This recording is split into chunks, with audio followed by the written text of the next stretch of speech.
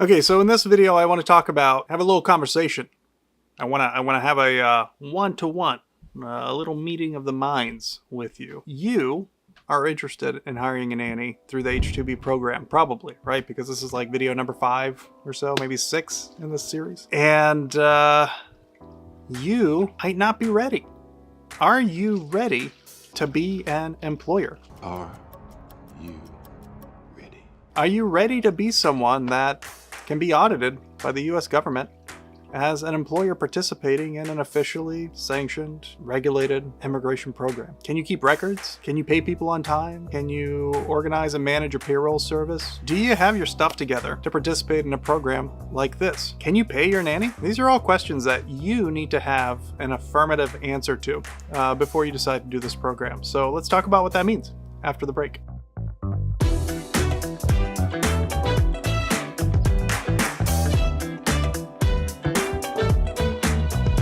Hi, my name is Damjan Denoble, and this is Frontier Tech Law. This is Law Great, our channel where I give you reliable information. I hope you make better decisions and avoid costly mistakes on the immigration journey you choose to take. Today we're talking about H-2B visas. This is like part 5 or 6 or something of this H-2B nanny video. And we've talked about what it takes to qualify for the program. Before that, I gave you an interview. We talked about what it means to have a dream nanny and what it means to be flexible in relation to your success in the program. We talked about what some red flags are to watch out for with your nanny. We talked about the pitfalls at each of the kind of 3 stops that you're going to be taking on your journey with the Department of Labor, the U.S. Citizenship and Immigration Services, USCIS, and possibly the Department of State consulate that your nanny is going to apply through if she or he is applying from abroad. Well, the other thing we touched on briefly is this idea that, to qualify, you need to be ready to be an employer. But what does being ready mean? I mean, like, what kind of burdens are you going to have to undertake? Do you get to be a passive consumer of this nanny? Well, let me tell you right now, the biggest misconception I get from clients, and I haven't been really great about communicating this on some years, is that you do not get to be a passive participant in this program. It's not like you pay me or another agency and the nanny magically just shows up at your door. As an employer, you're going to have to register with the IRS with an employment identification number. You're going to have to register with your state, with unemployment insurance authorities, with insurance authorities. You're going to have to, apply with the state workforce agency and post formal job openings. You're going to be at risk of audit once your nanny comes in. You're going to have to take part in recruitment. That means fielding phone calls and emails. You're going to have to pay your nanny on time or be subject to, liability lawsuits from your nanny for either mistreating her or not paying her or what have you. You're going to be subject to participating according to all the rules of the program, which means reimbursing your nanny for travel expenses, reimbursing your nanny for per diems when she's coming over here. All these things are not optional. You have to do it. I don't know how many times people call me and say, okay, I get the prevailing wage and it says that I have to pay $16 an hour, but like, can I have a side deal with the nanny just to pay her less than that if I bring her over? The answer is like, no, you can't. This is not like a plaything. You are going to formally be part of a very regulated program, and you're going to have to be an active manager and participant in it. So you need to get your books in order. Number 1, make sure that this is a program you can afford. Your nanny's probably going to be coming in as 2022 at anywhere from $13 to $18 an hour, depending on where you are.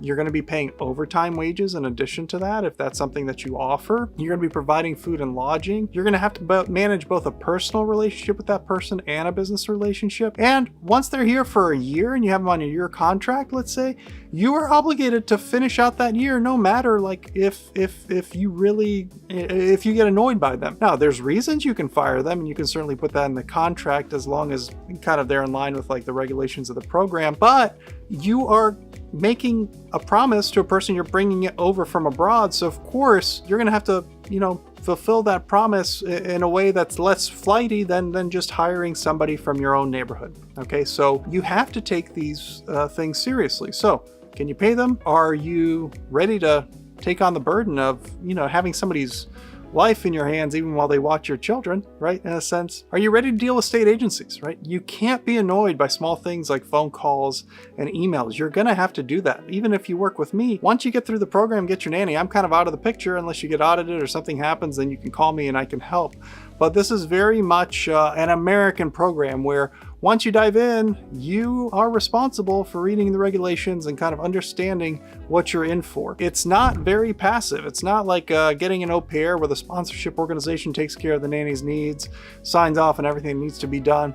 You are essentially that sponsorship organization because you're coming in as an employer. In general, then, if you are somebody who doesn't feel like they're organized, if you are somebody that skips on, their bills once in a while, if you are somebody that doesn't deal well with anxiety, if you're somebody that doesn't deal well with stressful situations and dealing with other people, this might not be the program for you. This is very much a program that requires patience, skill, paying attention to regulations. And therefore, it hasn't been the #1 choice for nannies in the country for really ever. But now it's come to the forefront, #1, because I think I figured out how to do it pretty well, and I've been kind of spreading this message for a few years now. But #2, because there's a childcare shortage, okay? But it doesn't mean that this program is magic, it just means it's an option, okay? And so you have to think about all of those things. Are you ready? Are you mature enough? Are you organized enough for this program? Can you pay for it? Are you ready to sponsor somebody who's going to be in the US because of you, and he's going to have expectations to work? And you're not going to be able to, do your own thing. You will have to do them according to the rigors of the program. Okay, so that's something to keep in mind as you start on your nanny journey. Now, we have a nanny ebook where I summarize all of this. Okay, we've had lots of videos in the series. Here, and another one here, and another one here, and another one here, and here. And, go watch those. Subscribe. I got one more video coming up in this, and then that's it. That's it. That'll be the nanny videos for the 2022-2023 cycle. I'm taking clients through November 10th. That's kind of the last day I want to be filing prevailing wages. We talked about the 3-cycle strategy in the previous videos.